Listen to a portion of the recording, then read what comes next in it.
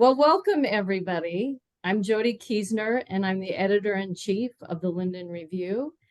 Thank you for joining us to celebrate the launch of issue 3. We are really proud of it and happy to have you here to celebrate with us. The Linden Review is a biannual online journal produced by faculty and students in English, the English Master's Program, low residency MFA, and medical humanities programs at the University of Nebraska, Omaha, and with the University of Nebraska Medical College. We are grateful for the support of the College of Arts and Sciences, the English Department, and the Creative Nonfiction Program at UNO. It is our intent that the true stories within our pages will bridge gaps between medical professionals, ecologists, authors, patients, caregivers, and the general public. Each semester, our editorial team changes, and I want to thank my students whose talents made this issue possible. Our senior editors, Tyler Ayers, Mike Catrone, Caleb Holder, Blake Hughes, and Shelley Roberts. And you can give a wave when I say your name. If I already said your name, please give a little wave so you can be recognized. Our assistant editors, Nolan Bennett, Amy Elsasser, Grace Kretzer, Elisa O'Neill, Mohammed Salimi, and Britt Wandrock. Our social media coordinator, Amber Emanuel. Huge thanks to our managing editor and copy editor extraordinaire and website developer, Kyle Simonson, and our arts editor, Mark Gilbert.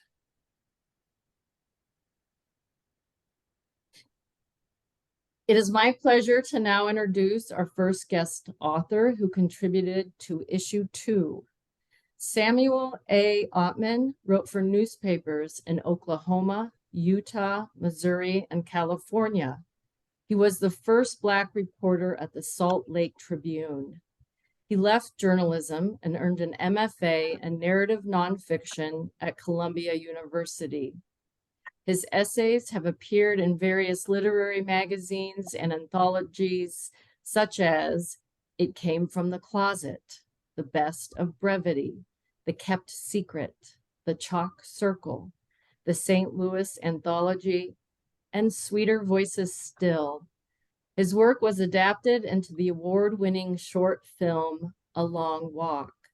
His memoir in progress, Our Eyes Were Watching Marcia, derives its title from his essay featured in the Bellevue Literary Review and explores family, faith, mental health, and identity through TV shows.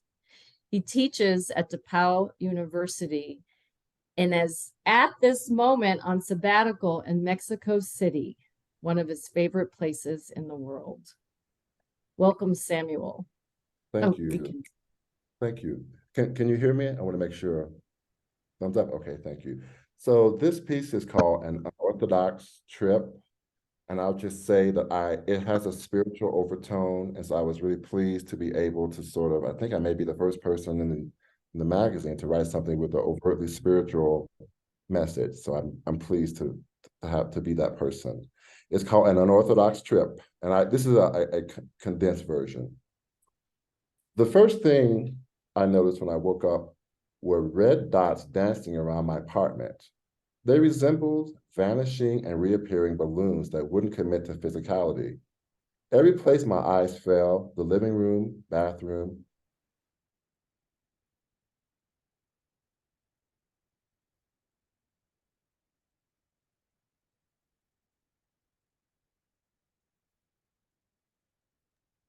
Are we having technical difficulties, Kyle? Yeah, I seem to have lost Samuel.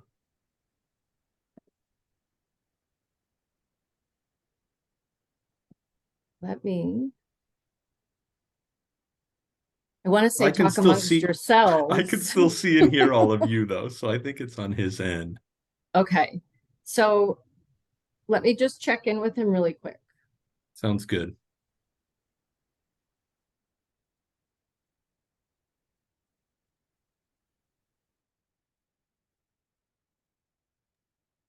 Looks like he's back. I don't know what happened. Sorry about that. That's all right. I'm in another country, so, Yeah, we you just know, lost you for a minute, I think. okay, sorry about that. Okay, I'll pick up where I left off. Sounds good. Okay, that was the late winter of 1998, months before Google or WebMD allowed easy false self-diagnosing. I was 31 in relatively good health and living in the Central West End of St. Louis, a few miles from where I grew up. With a history of diabetes, strokes, and glaucoma in my family, the latter of which caused my maternal great-grandmother to go blind, I was terrified. I went to the ER. After an MRI, spinal tap, eyeball examinations, and extensive blood work, an ophthalmologist scratched his forehead before giving me the diagnosis. Mr. Autman, you have something called central serous choroidal retinopathy, the doctor said. It's a detached retina. Are you under a lot of stress right now? Yes, I'm a journalist. It's a pretty stressful job, I said. Any other stresses? Well, my father died not long ago. I didn't know him very well, so that kind of freaked me out. Donning a white lab coat and looking perplexed, the doctor explained the diagnosis. Central serous choroidal retinopathy, also known as CSCR, had caused fluid to leak from my retina and collect under the central macula in my left eye. And that's what created the blurred vision, hence the bouncing red balloons. At the time, I was an education reporter for the St. Louis Post-Dispatch, the newspaper I had thrown on porches as a child. Previously, I had worked as a newspaper writer in Tulsa and Salt Lake City. Turns out that covering the St. Louis public schools, an alien district from which I had graduated the decade before, was not merely depressing, but also stressful. Not only was I responsible for the school board meetings, but shootings, including gang violence, which were heartbreaking. It also didn't help that my mother, a lifelong educator, was a district employee. More than once, an administrator asked, "How's your mother doing?" They didn't mean it as a threat, but I sure took it that way. As a Black graduate of a mostly Black school district, I had hoped to bring a more nuance and context to my coverage. While I wrote Teacher of the Year story and other happy stories, those wouldn't land on the front page, like the calamity of school board members bickering or school shooting. A school board member routinely called me at home to reveal what the board discussed in closed sessions. My body was keeping score in stress points. You need to go on a vacation, relax, and hope the retina reattaches, the doctor said. Sometimes they do. A vacation and a prayer were my best hopes.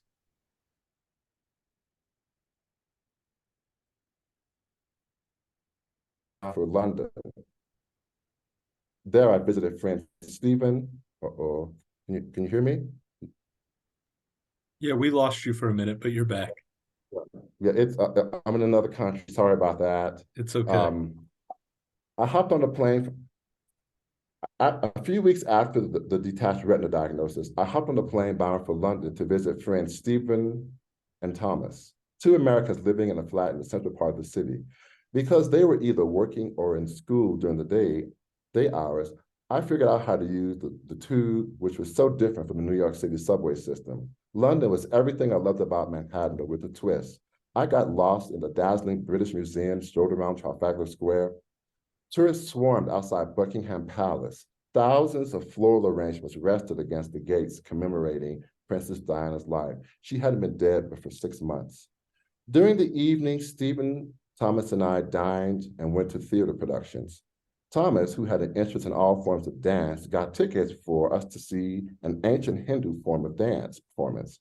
We had dinner at a French restaurant and went to the Royal Festival Hall to see Alamel Valley, a world-renowned Indian dancer in a tradition called Batahayaran. That's a 2,000-year-old dance tradition originating as a form of Hindu worship in temples in Southeast Asia. Her hips and torso gyrated in such a way that the line between the sexual and the spiritual evaporated. The performance was technical, masterful, physical movement perfection. Early into her performance, I began to feel lightheaded, as if I started to slip in and out of consciousness. I swayed from side to side as if I was drunk. I had only had a single glass of wine, so that couldn't have been the cause. I looked at the ceiling around the room to ground myself. Anchored in the dark theater, seated between two friends, as flute music soothed the audience. It felt as if my inner self soared above my body, enveloped in a thick liquid love. Oil or joy was being poured on me, or maybe it was within me.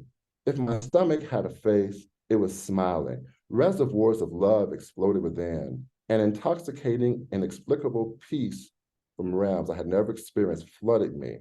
Never before nor since have I experienced such an expansive feeling of joy. Waves rolled.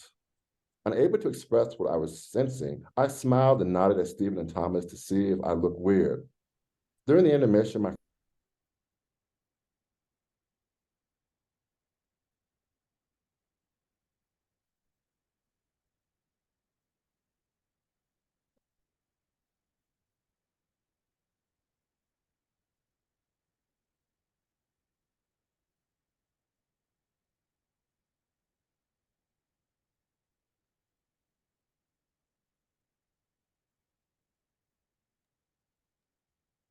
I trust that Samuel will rejoin us in a minute, and we'll just treat these as little interludes so we can digest and enjoy what he just read us. And let me acknowledge this wonderful crowd. There are like 50 of you. Thank you for being here tonight. so can you hear me? We can, we can and hear you don't again. worry about it. I know it's stressful, but it's not your fault. We understand. We're all going to say that we saw you read in Mexico City anyway. So Okay. So I dug in, memorized thousands of scriptures, went to prayer meetings, tent revival, and even got the equivalent of associate degree in youth ministry that I don't have on my resume. Over the years, my spiritual quest expanded. Buddhism, New Age channels, and things that seemed irrational. But none of those experiences felt like what I experienced that day in London.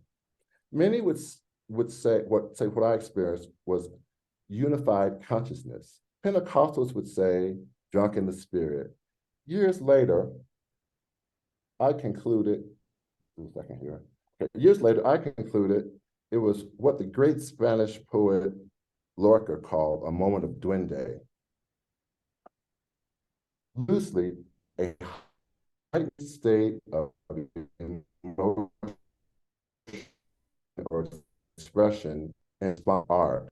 Watching the dance on the stage had been the spark. I struggled to summarize it with words. Well-being, am I there? Can you see me? Okay. This tract, watching the dance performance had been the spark. I struggled to summarize the words. Well-being, goodness, bliss, joy, presence, expansive consciousness, largely framed by the language of the Bible, the best language I could find to describe. It felt like a real presence that was what I had read in the Bible. The oil of gladness, nectar from heaven, the wellspring of life, living water, a cloak of corporeality. It enveloped my inside parts. Such pure bliss and joy.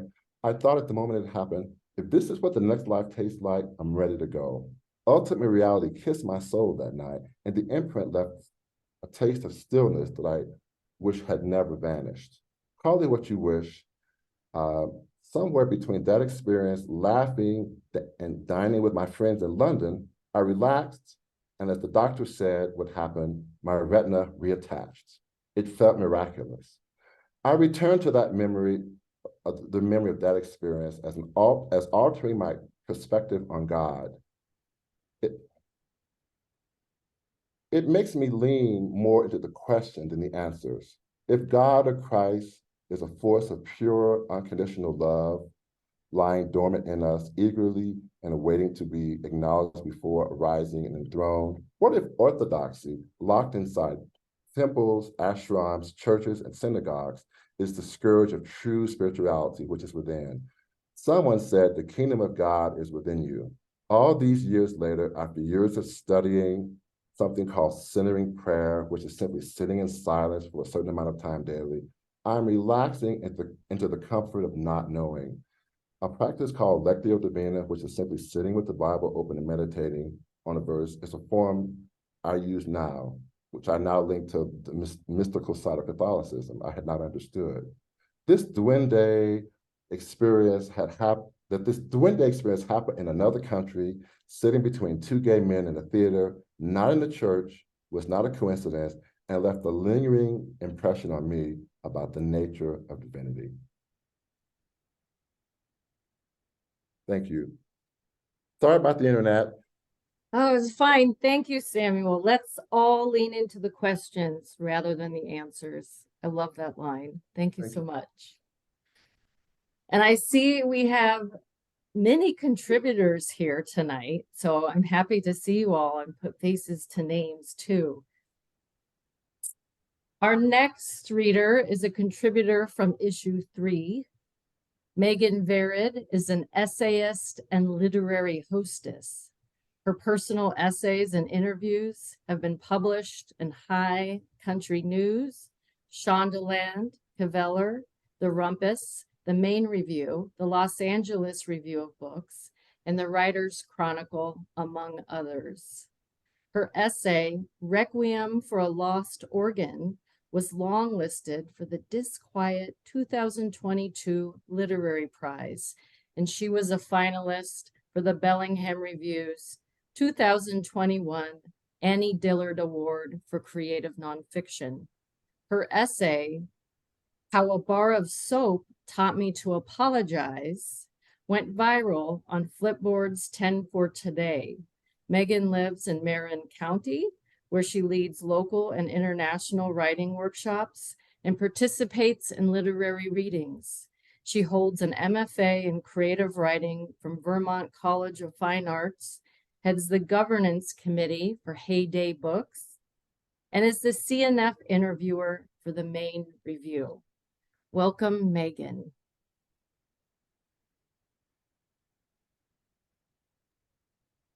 Wow, thanks for that, Jody. Can everybody hear me?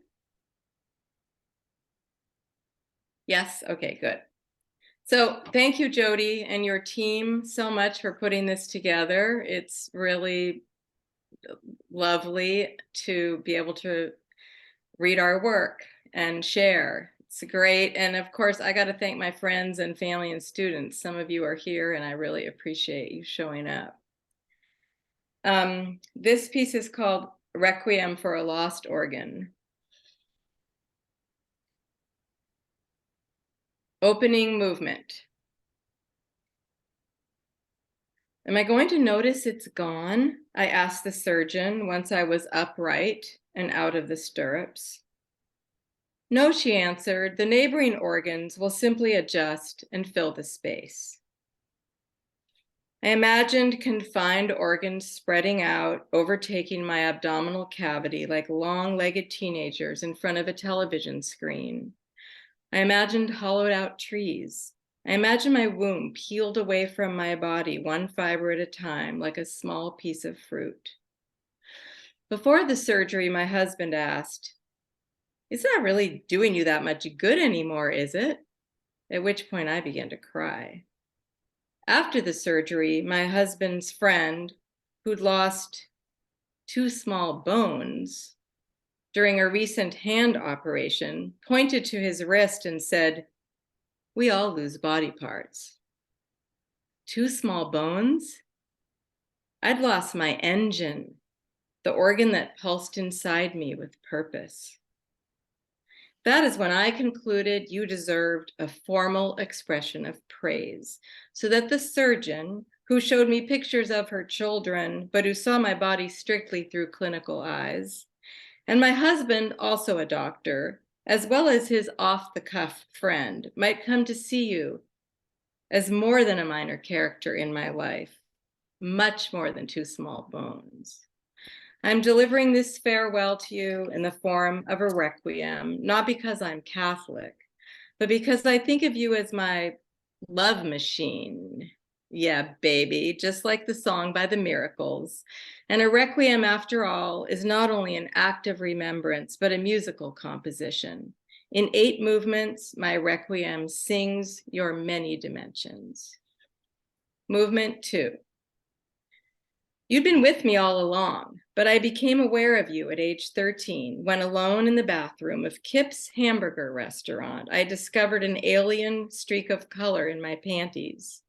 My mother found me crouched in the stall and later clucked to my father in front of my older brothers, "Our daughter is a woman."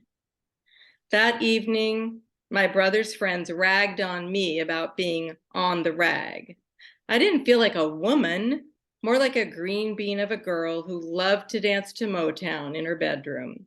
I could not visualize what you looked like then, nestled between my hip bones, propped up by ligaments, nor could I envision the role you would play in my life, the destiny you would sculpt for me.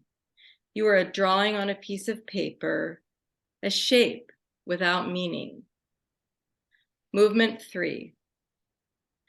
I almost lost you twice. At age 21, during my junior year at UC Berkeley, I was hospitalized for 4 days with a serious infection. I'd arrived at the campus hospital with deep abdominal pain. They worked me up for appendicitis, which I didn't have, and sent me home. By the time I returned the following day, my symptoms were grave. The doctors told me if my fever didn't break in 12 hours, they would have no choice but to remove you to prevent life-threatening sepsis. My fever dropped just in time. Then at age 23, when I was working the lunch shift on the 52nd floor of the Prudential building in Boston, blood began pouring out of me so fast, I hailed a taxi to Mass General. When I questioned why I was bleeding, the ER doc said, "Hormones, they might just get out of whack from changing the color of your socks." When I balked at the medication he wanted to give me, knowing it could cause me to become sterile, he said, "If you don't want the drugs to stop the bleeding, all you have to do is sign on the dotted line and we'll be glad to perform a hysterectomy." A shot of Depo-Provera put my house back in order, but still, you remained an enigma. Movement 4.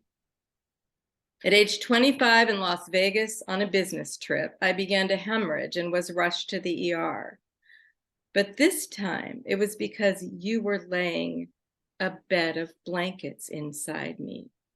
After the pregnancy test came back positive, I was put on strict bed rest for 3 months to reduce the risk of miscarriage.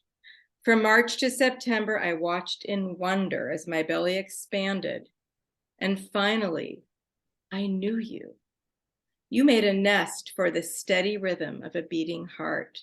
You kept my budding baby safe until my due date and beyond. After 17 hours of gripping pain, I was in awe of your power. Movement 5. At age 30, because of the gifts you had bestowed on me, a daughter, and 3 years later, a son, I became a Lamaze teacher. For 18 years, I taught hundreds of expectant women and their partners, first in Los Angeles, then in San Francisco, then in Minneapolis. I taught group and private classes, teenagers and women in their 40s, waitresses and movie stars. Babies kicked and tumbled in utero, while I, with the help of my 2 favorite visual aids, a plastic pelvis and a knitted uterus with an attached umbilical cord, demonstrated the mechanisms of labor and birth. I stood in front of my students and fed them facts. The uterus is ordinarily the size of an orange, but the end of pregnancy resembles a watermelon. The uterus is the strongest muscle in the body, capable of powerful contractions. The uterus is the biological empress. She makes it all happen. Not only were you the warming oven for my babies, but you were also the heart of my career. Movement 6. At age 48, I became a fertility rock star.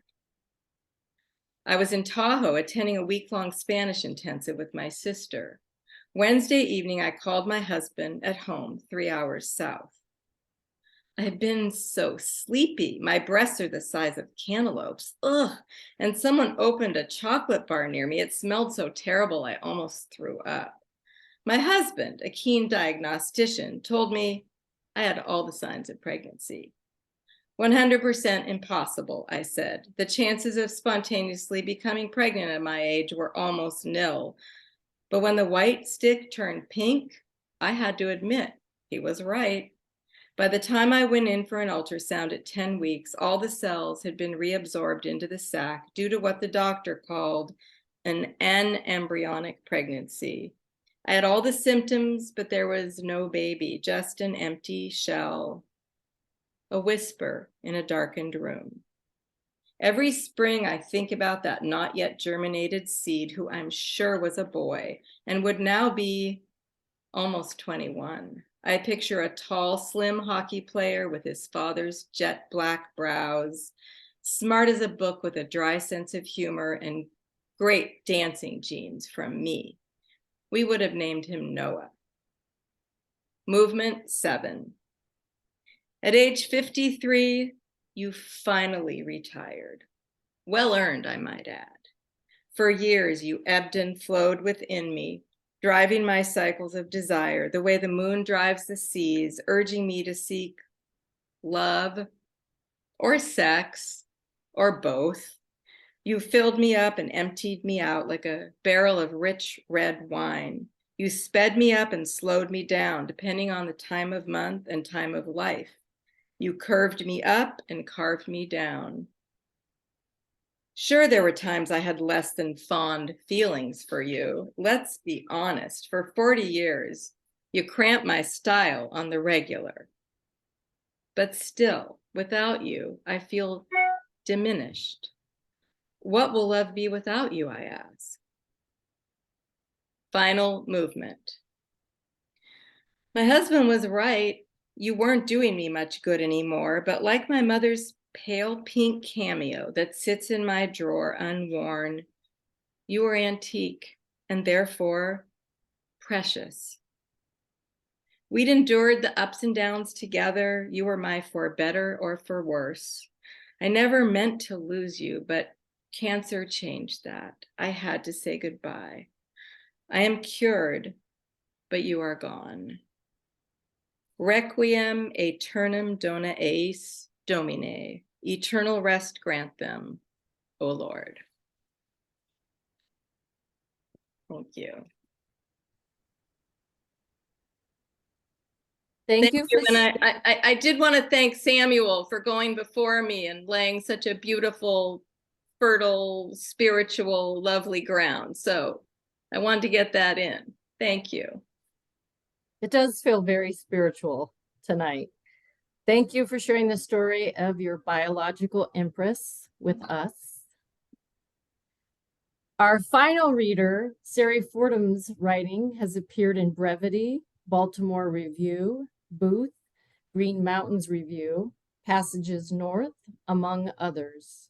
Her memoir, Wait for God to Notice, narrates her childhood in Uganda during and after the dictatorship of Idi Amin. She teaches creative nonfiction at SUNY Oswego and lives in upstate New York with her husband and daughter. Welcome, Sari. Hi, thank you all so much. I have been enjoying this beautiful issue 3, so a big congratulations to all of you who put it together. I know how much work that is. I'm actually going to I love the chat. If you haven't noticed, I am all about making the chat happen. So I'm going to put a link to the piece in the chat because I'm not going to try to read it all. And I've been really having a hard time figuring out what to read. This piece was set in Mexico City. So art partly set in Mexico City. And I moved back and forth between wanting parenting and asking these questions of parenthood and considering my father and how he parented me. So I think I'm going to stay with the Mexico City side of it. And I'm going to read the part 1 that sets it up, and then I'm going to swing down to part 2. I'm going to swing down to part, I think, 6 or 7. I'll let you know. And the title is called You Know How This Goes. And if you're a parent, you know how this goes. As soon as you think you've got something figured out, you know how it goes. It does not go the way you think it should or will. So you know how this goes. The secret to parenting. In Mexico City, you discover the secret to parenting. It happens while your 3-year-old daughter Kai is fluffing pillows like a Victorian monarch. You've already tried most of the good parenting things, reading books, singing songs, encouraging her to close her eyes and tell a story. The Airbnb's only bed is made for giants. You have to hop slightly to get onto it, and you can't leave her there alone. It's 9 p.m. and then 10. Why isn't she asleep? She opens her eyes and asks for water, sounding very, very awake. Here, you say, pushing the glass towards her, frustration clawing at your throat. It's way past bedtime, you say as nicely as possible. Time to settle in and sleep. When she begins fluffing a pillow again, you take it from her hands and toss it across the floor. It's time to sleep. You hiss. You aren't loud, but you aren't nice either. Her silliness vanishes, replaced with keening that rattles your heart. You lay beside her, chastened and resigned. You cannot make someone sleep. You can only provide the environment. You realize that this truth applies to so much. Good parenting, you think, is about providing the right opportunities and then letting go. Your mind explodes. You've discovered the secret of parenting. You must not be attached to outcomes. You know your aphorism is cliche, yet you grasp onto it, certain that this will change everything. And so, as we're in Mexico City, I'm also kind of going back and forth and thinking about my father, who had an ablation just before we left for Mexico City, and the surgeon had made a mistake, and they had punctured holes into his heart, and they'd had to crack open his chest. And so part of my heart was in Mexico City, and the other part I was thinking, how is my dad doing? So these kinds of things are going back and forth, and I'm going to swing all the way down to the last night after I have experienced this secret of parenting, and how is it going? And so this is part 7, the only truth that matters in an earthquake. You and Brian are sentries on each side of the bed, Kai blessedly asleep between you. Not that you're attached to outcomes, of course. Tomorrow is your last day in Mexico City, and your father is doing better, or at least he isn't worse. You're relaxed and occupied with finding one last thing to do. When a siren blares, your subconscious taps against your conscious self. That sound means something. There's going to be an earthquake, you blurt out, pleased to locate the relevant fact. The building starts to sway, and you feel the satisfaction of being right. You live in California. You're used to earthquakes. The neighborhood dogs begin barking. You've admired them all week, watching them the way others watch birds. You've seen an Airedale Terrier, several beagles, an Italian Greyhound, a Maltese, and even an Afghan hound. You've never seen an Afghan hound in real life before. The owner of the Airbnb has 2 Great Danes, which has impressed Kai immensely. Now all the dogs are sounding the alarm. Danger, danger, danger. You've never heard so much barking. The walls tilt one way and then the other. You wait for the earthquake to end, and when it doesn't, you mention the obvious. This is a really long quake. You remind yourself that the building is designed to move with the earth. The give is for safety. You look at Brian across your sleeping daughter. The room is like a berth in a ship. A power line explodes outside. Then another. The dogs bark louder. You say to Brian, "We're going to be okay, right?" His expression shifts to uncertainty, and he picks up Kai, who doesn't wake, and walks with her into the living room. You're on the 4th floor, and you wonder if you should take the stairs down. At least you would be doing something. Instead, you stand in a door frame, your mind a raw nerve. It wasn't so long ago that you discovered the secret to parenting. How flimsy and false it feels now. You wonder if your child will die tonight, and you think about the mothers, including your own, with time enough to see death coming. How lonely they must be in those final minutes. How startled and sad. Later, you'll consider that underneath every secret of parenting is the truth that when it most matters, you cannot control your child's environment. You cannot ensure your child has friends in high school or prevent the untimely death of a parent. You cannot keep the plane in the air or hold back a civil war or stop an earthquake or tsunami. You cannot summon the rains or make them stop.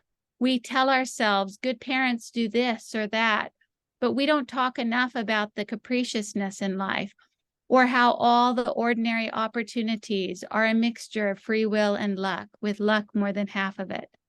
The power is out when the ground finally stops moving. A couple streets over, electrical lines are still popping, and everywhere the dogs are still barking, though with less urgency. Brian puts Kai into bed, and she has not woken, and the two of you sit on the couch and listen to the helicopter overhead. Probably you did everything wrong, and yet here you sit, luckier than you expected. You cannot bear to think about what tomorrow's news will hold. Thank you. Thank you. Your essay embodies so many of the emotions that caregivers feel and how quickly those shift and how quickly we cycle through all that. That was fantastic. I just want to thank all of you again for joining us tonight.